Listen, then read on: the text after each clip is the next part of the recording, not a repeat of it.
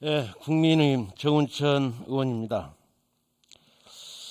제가 4년, 5년 연속 예결위원을 맡고 있습니다. 내가 정주에서 32년 만에 당선된 그 의미로 예결위원을 계속 맡고 있어서 제가 예결위원회에서 하고 있는 일들을 산 증인이라고 생각합니다. 그래서 오늘은 신정부 각부 장관님들이 오늘 이렇게 처음으로 신정부 들어서기 된 10일 만에 나오셨기 때문에 앞으로 5년 동안 어떻게 설계를 해나가야 할 여러분들이기 때문에 제가 장관 선배로서 또 이런 말씀을 드리는 게 좋을 것 같아서 이번에 인수위에서 7개 분과 플러스 그다음에 국민통합위원회와 지역균형발전위원회를 대통령께서 신설로 설치했습니다.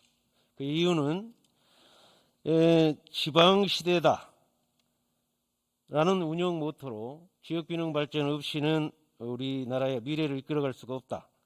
그러한 그 의지로 지역균형발전위원회를 했는데 그 지역균형발전위원회를 가장 제가 심각하게 바라본 그 내용이 지금 두 가지인데요. 하나는 지금 지방대학이 한 4만 명이 미달돼 가지고 앞으로 2년, 3년 후에는 10만 명 정도가 미달됩니다.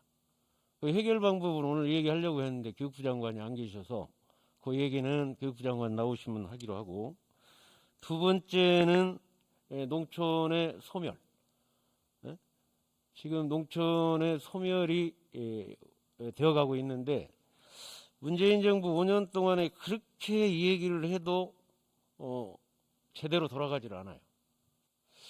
저와 같은 경우는 20대에 해남에 내려가서 5년 동안 천막 생활을 하면서 농업 현장에서 키위를 살려내고 고구마를 살려내면서 이 농업의 뼛속까지 제가 DNA에 들어가 있기 때문에 오늘 그런 내용을 우리 각 그 국무위원 여러분들께 얘기를 할 테니까 처음 설계를 하면서 물론 농림식품부 장관님이 설계를 하지만은 우리 추경호 부총리 그리고 그 외의 장관님들도 농촌하고 자유로울 수가 없습니다.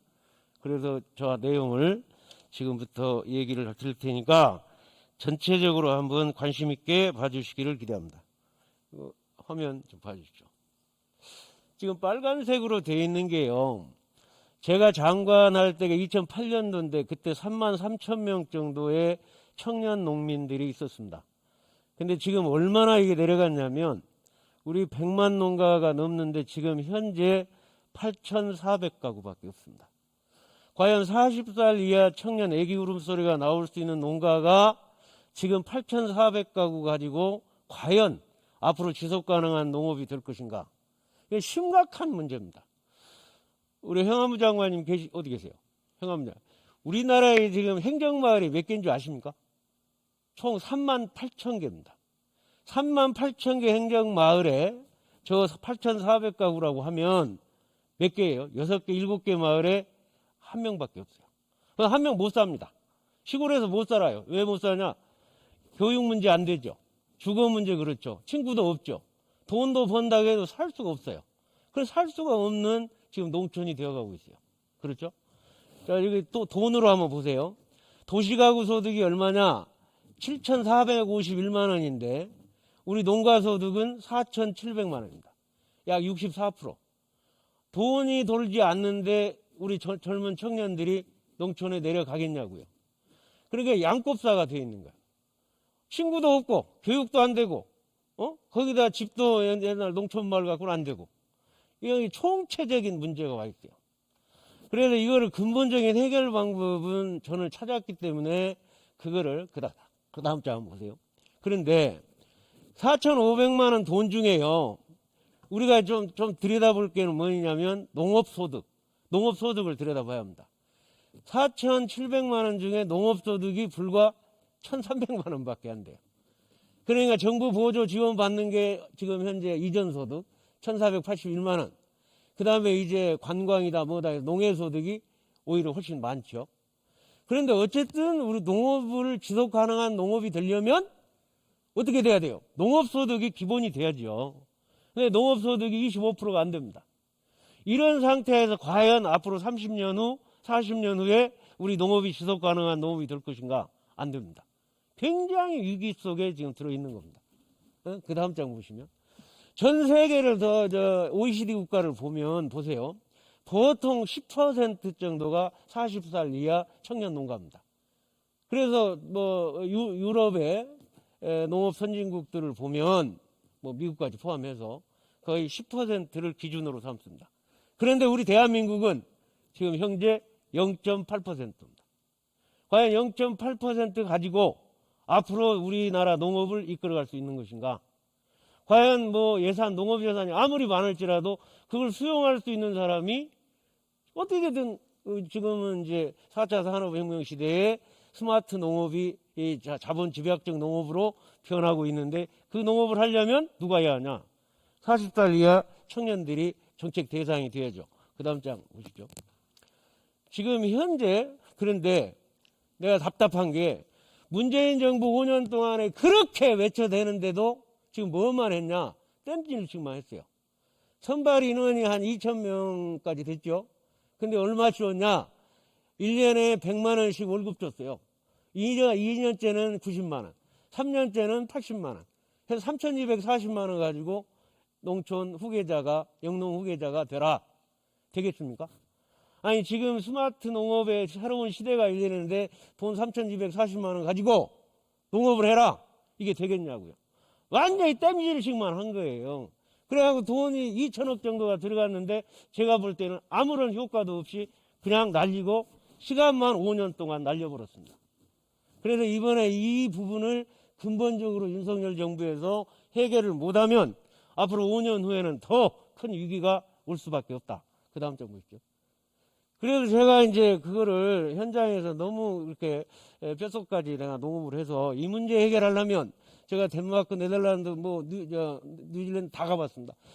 제일 중요한 게 교육 문제, 교육. 애들 교육을 시켜야 돼요. 그 다음에 주거, 친교, 6차 산업으로 갈 수 있는 이거를 동시에 해결할 수 있는 청년 뉴타운, 농어촌 뉴타운 플랫폼을 만들자 해갖고 제가 장관할 때 1,500가구를 만들었는데 이게 시범 사업으로 끝나버렸습니다. 그때 만약 그대로 했다면 지금 5만 농가는 됐을 거예요. 지금 8,400가구라고 얘기했죠. 그래서 이번에 3만 농가를 우리 농촌에 5년 동안에 내려보내겠다는 공약을 했는데 그 공약의 핵심이 이제 청년 뉴타운 조성입니다. 각 시군마다 100가구, 200가구씩 만들어서 거기에 플랫폼을 완전 청년 뉴타운 플랫폼을 만들면 우리 농업의 새로운 미래를 열릴 수 있고 지속 가능한 농업이 될 수 있다. 우리 농식품 장관님 잘 관심 있게 참고해서 봐주시죠. 그 다음 장 보시면 그 다음에 지금 문제가 뭐냐면 우리 쌀이 100kg 먹을 때는 쌀 중심 산업이었습니다. 지금 우리나라에 지금 현재 개인당 56kg 먹고 있습니다. 그런데 이 쌀 산업 중심으로 이 관성이 그대로 이어져 와가지고 문재인 정부 5년 동안에 쌀이 남아 돌아갔고 160만 톤을 소돼지로 사료로 먹였어요. 이 돈 날라간 돈이 3조 2천억. 거기다가 저장비까지 하면 또 2천억. 이 돈을 하늘에 날려버렸습니다. 지금 현재 이 공급과잉 시대, 이 산업 시대에는 농산물만큼은 생산 조정이 전제가 되지 않으면 공급과잉이 되면 비탄력적이기 때문에 할 수가 없습니다. 그러니까 쌀 80만 헥타르에서 400만 톤 나오는 이 농업진흥지역의 10%를 떼내서 완전히 격리를 해라 했습니다. 근데 그게 안 되니까 올해도 37만 톤이 넘어갔고 나온 쌀을 지금 현재 격리를 해야 된다고 이 난리 구석이에요. 그래갖고 이번에 총리님, 부처님 다 해줬죠. 네. 그거 해주었어도 지금 현재 또 20만 톤이 남아요. 또 해달라 이거야, 또 해달라. 남아버리니까 이거 방법이 없는 거예요. 가격이 20만 원 가야 되는데 지금 18만 원, 17만 원 가고 있다고요. 이거 어떻게 해결할 거예요? 그래서 이거를 격리시켜서 생산 조정을 확실하게 하지 않으면 우리 농산물 문제는 해결이 안 됩니다. 과잉됐다면 이제 완전히 정부의 짐덩어리. 자, 그 다음 장 보시면 시간이. 그래서 보세요. 시장 경리 금년도에 지금 38만 톤 문제가 나왔는데 지금 현재 저렇게 해서 14만 4천 톤, 12만 6천 톤 해서 저 양을 지금 현재 격리를 했어요. 정부에서 수매를 해가지고. 그래도 저 남아도는 폐차란 18만 톤이 남아가지고 또 지금 가격이 내려가고 있어요. 지금 한 17만 원까지 내려가 버렸습니다. 그러니까 전부 이제 농민들이 농업소득이 1200만 원밖에 안 되는데 그 중에 제일 중요한 게 쌀인데 쌀이 가격이 떨어지니까 지금 아우성거리는 거예요. 그거 이게 정부가 잘못한 겁니다, 이게. 제가 볼 때. 그냥 다음 장 보시면. 그래서 세상에 제가 이제 국회의원 들어보니까 아니, 한중 FTA 해가지고 농업 살리겠다고 수익자 부담으로 해서 기업들한테 1조 원을 걷어가지고 상생협력기금을 만들겠다 했어요. 와서 보니까 이 법도 껍데기밖에 안 돼요. 그 다음 장 보시면. 지금 시간이 안 되니까. 그래서 돈은 지금 5년 동안에 걷어놓은 것이 얼마거든요? 불과 한 여기 프로젝트 1,700억 정도. 그러니까 6천억 정도 5천억을 걷어. 그렇게 했어야 하는데 지금 1,700억입니다. 그 다음 장 보시면. 지금 보세요. 상생협력기금을 대기업들한테 좀 내놓게 해야 되는데 재단에서 독려도 못해. 기부금법에 따라서. 그 다음에 부족분을 정부가 충당해야 되는데 충당도 못합니다. 또는 농업협력재단을 산자부에 있는 그 협력재단에다가 붙여가지고 운영하고 있어요. 그 재단 운영을 농식품부에서 해야지 왜 중기부 산자부에서 합니까? 이렇게 법을 만들어 이 법 4개를 고치는 법률을 안을 냈는데도 그냥 열중시하고 있어요. 그래서 이 문제를 극복하고 그 다음 부장 보시면 CPTPP가 지금 아마 농식품 장관님 저거 이제 앞으로 과제인데 저 과제를 위해서도 한중 FTA, 국제 FTA 등 문제에 대해서는 해결 방법을 국회와 정부가 이번에 윤석열 정부에서 근본적으로 해결해야 합니다. 이런 하나하나를 근본적으로 해결했을 때 그때 그래야 앞으로 5년 후에 윤석열 정부가 우리 신정부가 성공한 정부가 되리라고 생각을 합니다. 그 다음 장 보시면 아까 지금 현재 우크라이나 사태로 그러지 않아도 지금 농업이 어려운 상황이 있는데 아까 여러 의원님들이 지금 농업에 대해서 어려운 점을 이번에 추경에 해결해달라 이런 얘기가 많이 나왔었는데 지금 현재 비료값 이게 비료값이 뭐냐면 무기질 비료라고 이 공짜로 주는 비료가 있어요. 이 비료값을 이제 보조를 해주는 건데 아니 농협에다가 그냥 또 30%를 엄벌써 농협 보고 내라고 부장님 그랬죠. 부장님 그렇게 했죠. 지금 협의 왜 그랬습니까? 농협 돈 많이 벌었다고? 우리 결국은 농민들께 부담을 드려야 되고 지난번에 국회 때도 이제 80%는 이 농민이 아닌 쪽에서 부담을 하자 이렇게 했고 거기에 적정한 역할 분담이라고 해서 일단 했는데 그 부분에 관해서 의원님들께 또 지적이 있으시니까 적정한 분담 비율에 관해서 협의해 보겠습니다. 금융지주 해가지고 2조 3천억 버니까 그 2조 3천억 버는데 배당을 더 해주세요. 아니 농협의 관계 지주가 돈 많이 벌어서 그 돈을 떼가지고 해야지. 그 돈 배당은 6천억밖에 안 하면서 6천억 그 배당 안에 1,800억을 더 추가로 부담해라. 이미 그 예산이 다 쓰여 있는데 거기다 1,800억 부담하라면 어떻게 됩니까? 결국은 농민 책임에 돌아가는 거죠. 그러면 오히려 큰 저수지에서 돈을 떼주는 게 좋아요. 2조 3천억 그렇게 흑자나는 금융주주에서 해결해 주면 되지. 왜 그거 있는 돈 가지고 또 떼내가지고 하려고 하냐. 꼭 검토해 주시고요. 그 다음 장.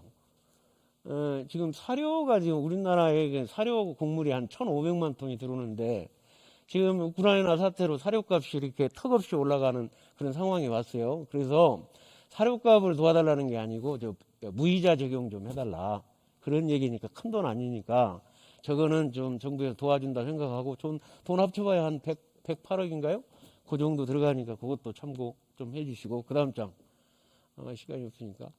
지금 제가 어촌 개발을 위해서 어촌에 많이 돌아다녀 보면 어촌도 농촌 못지않게 어려워요. 그런데 이제 배 타고 나가려고 하면 이렇게 연료비가 거의 지금 금년 들어와서 보통 40%가 아니라 60%까지 올라가요. 60% 면세에 올라가는데 면세유라는 거 가지고 해보니까 작년 600원에서 지금 1150원까지 2배까지 올라가거든요. 도저히 안 되는 거야. 그러니까 뭐 적용을 했다고 그러는데 그거를 조금 좀 검토하셔가지고 저 유가연동 보조금 그것도 좀 검토해주시고 아까 의원님들이 많이 했기 때문에 추가로 얘기를 하겠습니다. 그리고 오늘 농식품 장관님 여기 네. 잘 들었죠? 네, 잘 들었습니다. 이거를 하려면 농식품부 혼자가 안 돼요. 네, 맞습니다. 전국적인 차원에서 정부 장관님들한테 협조하고 저는 국회에서 뒤에서 확 밀겠습니다. 네. 그래서 국회니까 협조해가지고 정말로 5년 후에 우리 후손들에게 농촌 농민들에게 야 이제 지속 가능한 농업이 될 수 있다 이런 걸 꼭 장관님이 보여주시면 애국자가 되십니다. 네, 명심하고 그렇게 하겠습니다. 네, 그렇게 하겠습니다. 예.